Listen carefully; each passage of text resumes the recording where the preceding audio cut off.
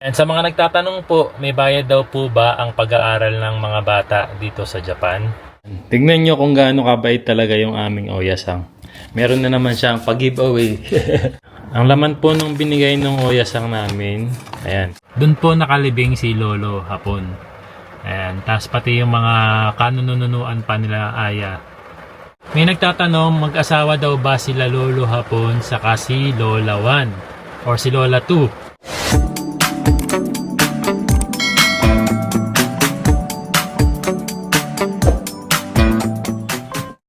Good morning! Pasok na po si Yuna-chan. Gambatte kudasai. Irashay. Ayan, magandang araw po. Panibagong araw na naman po ng buhay dito sa Japan. Ngayong araw maghahatotoban tayo. Yung hatotoban po kasi ay pagka-guide po ng mga batang tatawid papasok papuntang school. Diba, mga grade school student po. Naka-schedule po tayo ngayong araw na to. Yan yung paghahatotoban po hindi naman po siya araw-araw. Kumbaga lahat ng mga parents na may anak na grade school po dito sa Japan, sila po yung naatasan na maghatotoban. Ayan, so ngayong araw tayo yung naka-schedule para sa hatotoban.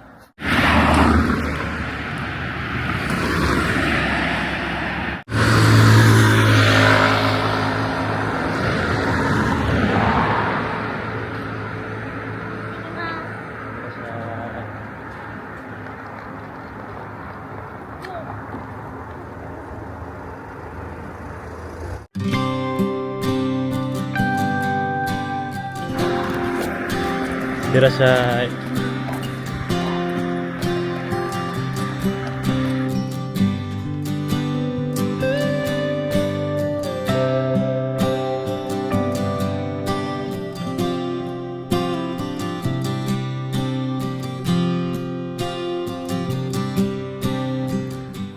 Ayan, tapos na tayong magtoban.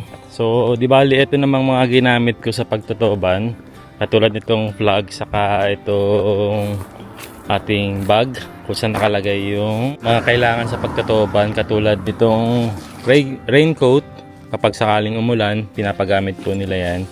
Tapos meron ditong notes kung saan nilalagay mo yung pangalan mo, anong araw ka nagtoban, and ano yung nangyari dun sa toban.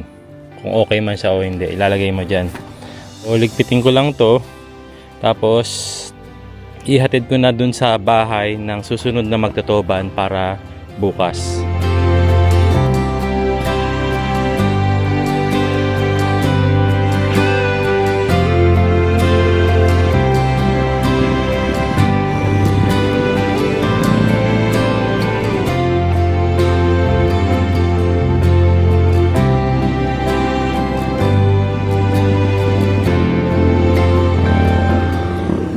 Tingnan nyo kung gaano kabait talaga yung aming Oyasang. Meron na naman siyang pag-giveaway. Ayan. Actually, hindi lang naman kami binigyan, pati yung aming kapitbahay. Meron din sila. Ayun o. Parehas na parehas ng binigay sa amin. Lahat ng mga tenant nila. Tenant ba tawag doon? Ayun. Yung mga nangungupahan dito sa apartment nila, binigyan nila nito. Ano ang laman? Ang laman po nung binigay ng Oyasang namin, ayan, puro patatas. Ay, laki oh. Meron din namang maliliit. Pero alam niyo po ba ang napakamahal ng patatas dito? Siguro presyo ng patatas na lahat ng binigay na to nasa 1,000 to 1,500 yen. Ang dami oh. Bait talaga nung Oyasang namin. Kami na nga yung medyo nahihiya rin kasi madalas talaga siya nagbibigay. Ayun. Kaya pag meron din kami, binibigyan na lang din namin sila. Dinadala ni Aya dun sa bahay nila. Kasi kapitbahay lang namin po yung may-ari ng apartment. Ingat na. Bye-bye. Gambatte. Pasok na po si Mama Aya sa work. Ingat.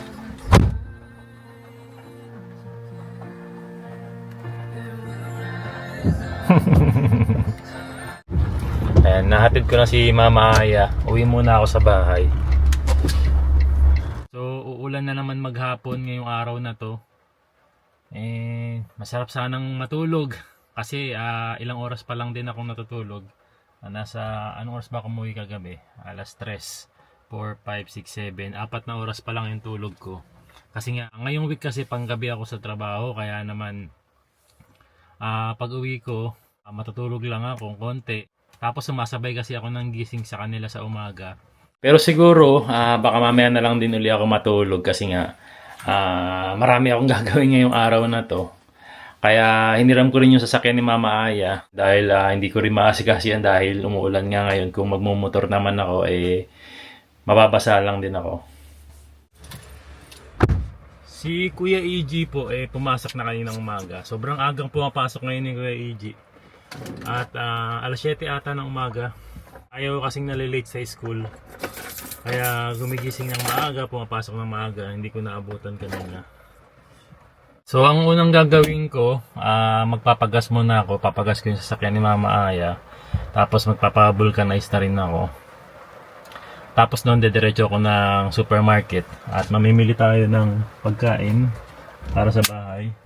Ngayon napakita ko lang sa inyo, dala ko ngayon yung ating basket na paglalagyan ng mga pinamili natin.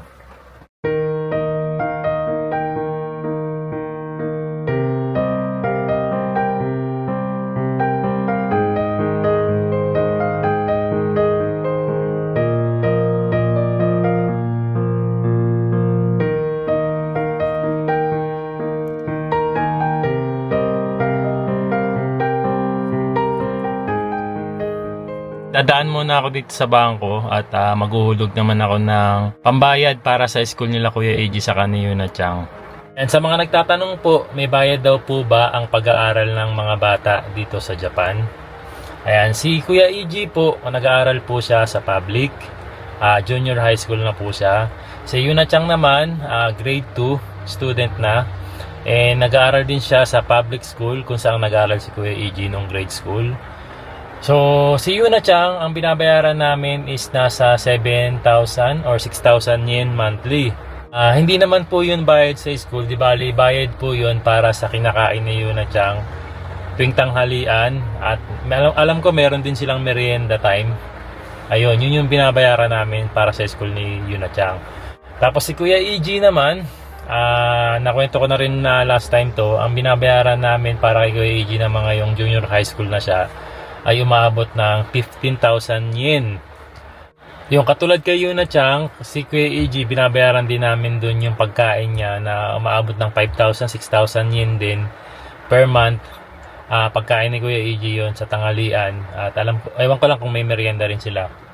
Tapos the rest, kaya umabot ng 16,000 yen. Meron pang ibang mga binabayaran katulad ng PTA. Ayan, ito yung binabayaran natin para sa school nila Kuya EG. So, nandito ko ngayon sa bangko para ilagay yung pera kasi automatic po yung kinukuha ng school. Di bali, auto-debit na siya. Kaya naman naglalagay na ako ng pera sa bangko para automatic na lang ang babayaran. Kasi pag hindi ka nakapaglagay sa bangko, papadala ka nila ng notice tapos babayaran mo pa ng cash sa school.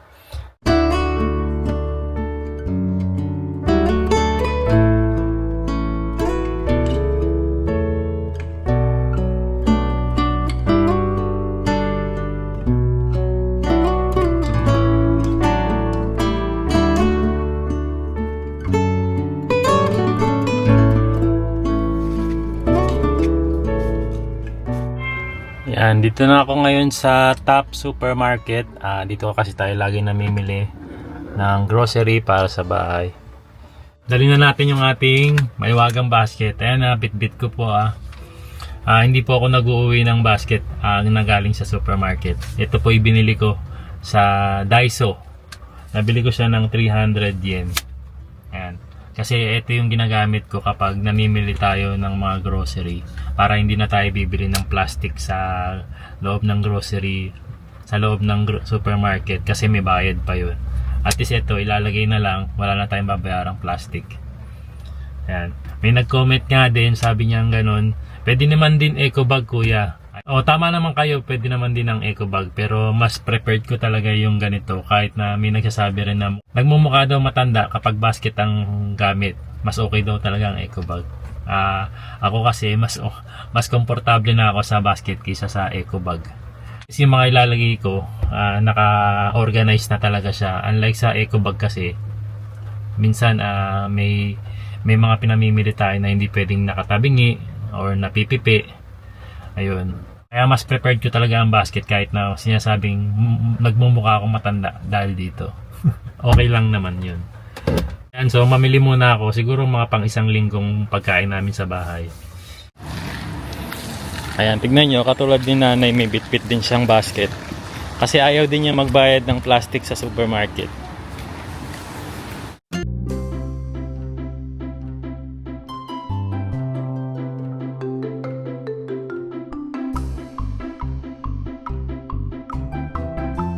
Tingnan niyo po yung presyo ng pakwan dito. 1,099 yung ganito kalaki. Tapos yung ganito kalaki naman nasa 1,942 yen. Bili lang tayo ng maliit.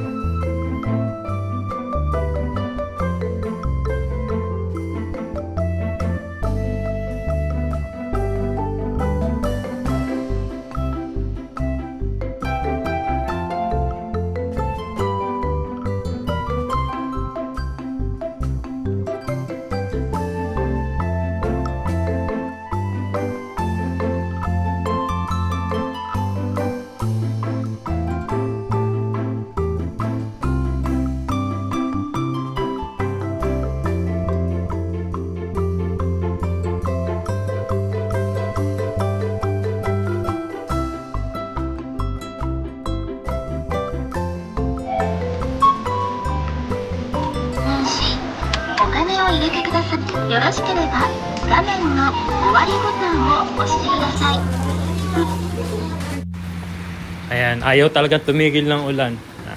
Paano ko kaya madadala sa sakyan itong mga pinamili ko?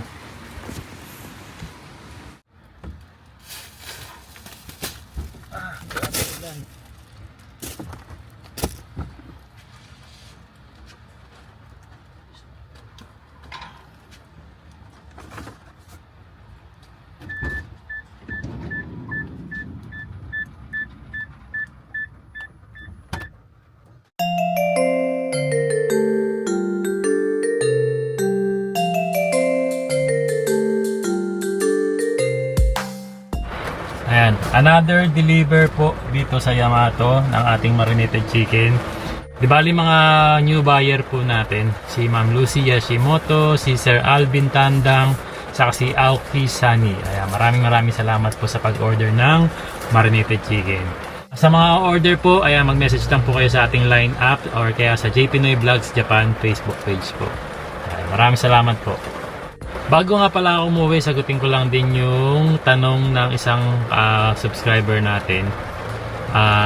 Actually, maraming nagtatanong and maraming naghahanap kila Lolo Hapon saka kila Lola 1 saka Lola 2. May nagtatanong, mag-asawa daw ba sila Lolo Hapon saka si Lola 1 or si Lola 2? Di bali, hindi po. Ang asawa po ni Lola 1 po ay matagal na pong wala. Matagal na pong pumanaw. Kung napanood nyo yung video namin na dumalaw kami dun sa sementeryo, dun po nakalibing si Lolo Hapon.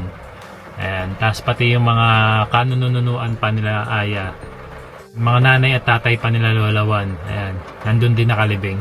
Ayan, sabi ni Tekno Ala 2403, kamusta na sina Lolo at Lola Hapon?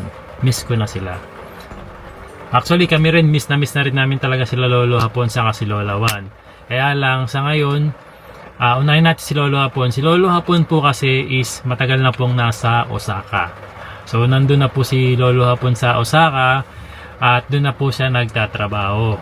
Ang Osaka po kasi is bandang baba po ng Japan. So kami naman po kasi ay bandang taas ng Japan. Kaya sobrang layo po namin ngayon kay Lolo Hapon at hindi namin siya mabisita at hindi na rin namin siya makita. Sobrang busy niya ngayon at nandun kasi yung opportunity na pwede siya magtrabaho sa edad niya. Ayan. Although meron namang mga trabaho rito, kaya lang meron siyang mga kaibigan na nandun ngayon sa Osaka na pwede niyang makasama sa trabaho at binigyan siya ng trabaho na babagay sa edad niya. Kaya yun, intindihin na lang natin si Lolo Hapon at syempre gusto pa rin niya magtrabaho and syempre andun yung opportunity. Kaya ayun, pagdasal na lang natin na laging safe si Lolo Hapon. Minsan-minsan naman nakakausap namin si Lolo Hapon. Okay naman siya, healthy naman siya at nanonood siya sa mga vlog natin. Ayan. Lolo Hapon, itsumokyos kitene. Si Lola 1 naman, saka si Lola 2. Ayan, medyo matagal na rin yung last natin silang nakita. And naipasyal kasi nga sobrang lamig pa nung kamakailan. Siyempre, alam nyo naman, hindi naman pabata ang mga lola natin. At sila'y sobrang nagkakaramdam din ng panghihina. At hindi na sila pwede yung palabas-labas. At lalo na si Lola 1 na sobrang hirap ng maglakad. So, kailangan yung safety muna yung iisipin natin para sa mga lola. Kaya ang ginagawa namin kapag pupunta kami sa bahay nila, nandun na lang kami sa bahay, nag-i-stay. Kumbaga, nagkukwentuhan, kumakain.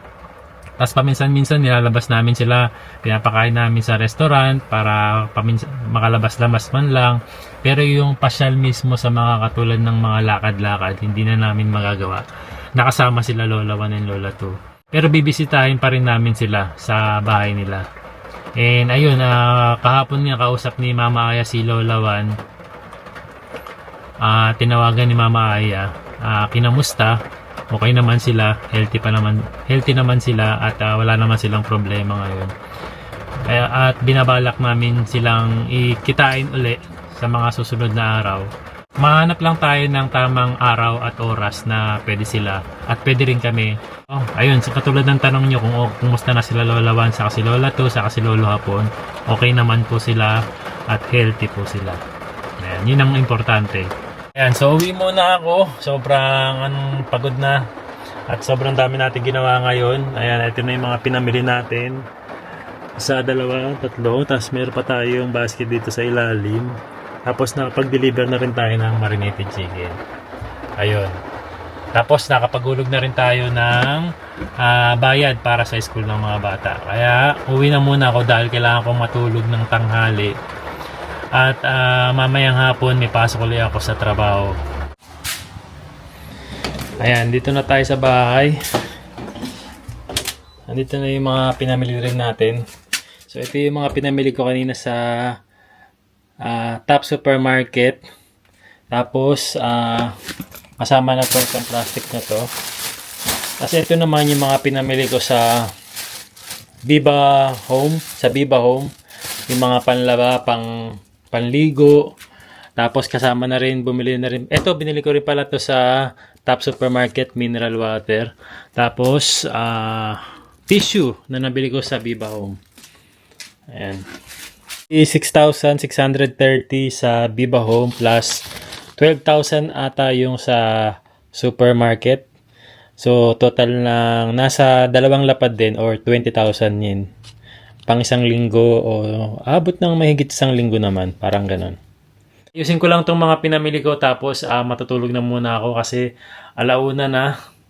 And gigising uli ako ng alas 3 kasi susunduin ko naman si Mama Aya sa si Yuna Chang. Maaga namin susunduin ngayon si Yuna Chang kasi kailangan namin dalhin sa ospital. Kailangan ipa-check up yung kanyang mata dahil meron sila kasing parang ginagawang general check-up sa school. And nakita ron na medyo may problema yung kaliwang mata ni Yuna Chang. Kaya pupunta kami ng ibang hospital, eye clinic para ma-check uli yung mata ni Yuna. And ang advice kasi ng school is kailangan ng second opinion or mapa-check up uli si Yuna Chang sa ibang hospital, ibang eye clinic para malaman natin kung ano talaga yung problema ng mata ni Yuna ngayon. Time check po, bahag, anong oras na ba?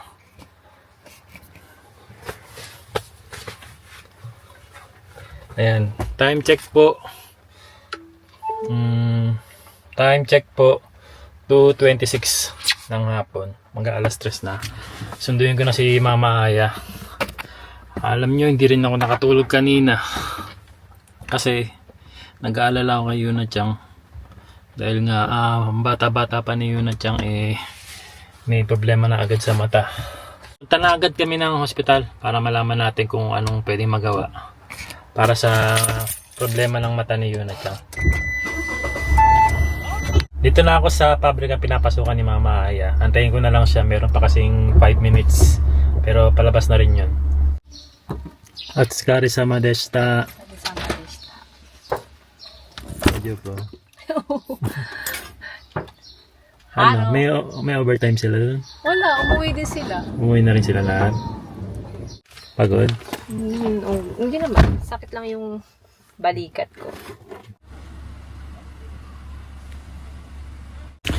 Ayan, nasundo na rin natin si Yuna Chang dito sa Gakdo. Hi, baby!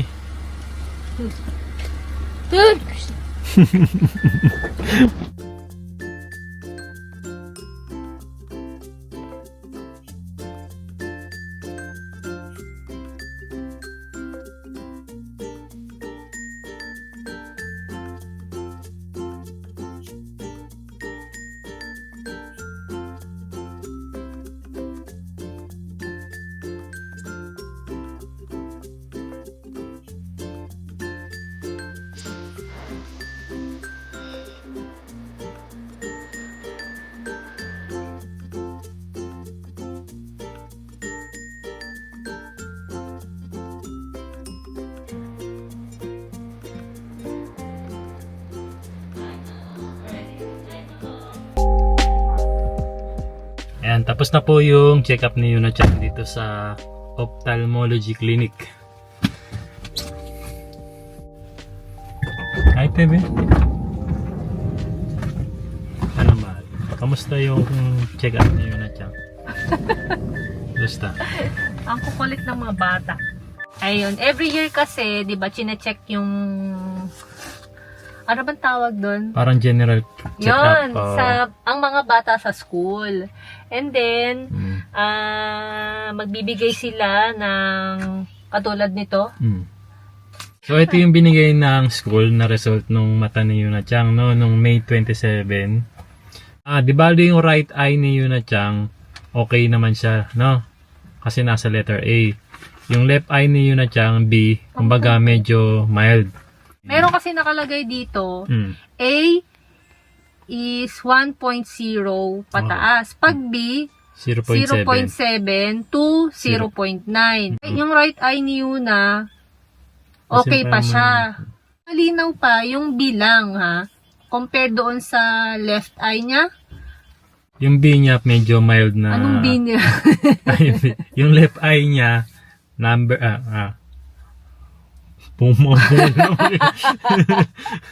so yung letter ay yung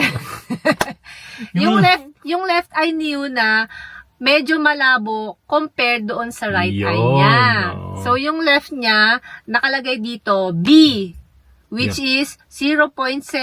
Ang range niya ay 0.7 to 0.9. And ito binigay ito para magpa-double check-up, gano'n. Double check. Hindi, triple. Ayun, binigay ito para pumunta raw sa ibang ophthalmology clinic para i-check uli or Mismong ano bang tawag dyan? ophthalmology. Optal. Optal. Bakit optal? Optal. Yun ang tawag sa eye specialist. Oh, galing naman. Ophthalmologist. Di ba kanina pa namin naggagano na ng papel. Ayun. No. Pero di ba last year kasi nagkaroon ng check-up din si Yuna Chang. Oo. Yung both eyes niya ay letter B. So, ibig sabihin, umayos pa yung right eye niya ngayon, no? Sabi nga ni Doc kanina, medyo parang nag-iiba pa daw kasi bata pa. Ganun. Oh. Yung classmate niya, kailangan ng mag-eyeglass. Medyo mataas na. Oo. Oh. Tapos, Nung nalaman ni Yuna Chang yun, gusto rin daw niya magpa-eyeglass. Dami tayo. Kasi daw, cute daw. Ganun talaga bata, hindi pa nila alam kung ano yung cute sa hindi. Kawaii daw kasi yung eyeglass. Gusto rin daw niya. Nainggit siya doon sa kaklase niya. Binigyan ba siya ng gamot, mahal? Hindi. Hindi. Hindi. Check up lang. Oo, check up. So, Libre wala naman ang mga check up ng mga bata rito, diba? Libre ang mga check up ng mga Wala namang bayad kasi nagbabayad tayo ng insurance eh. So yun, uwi muna kami.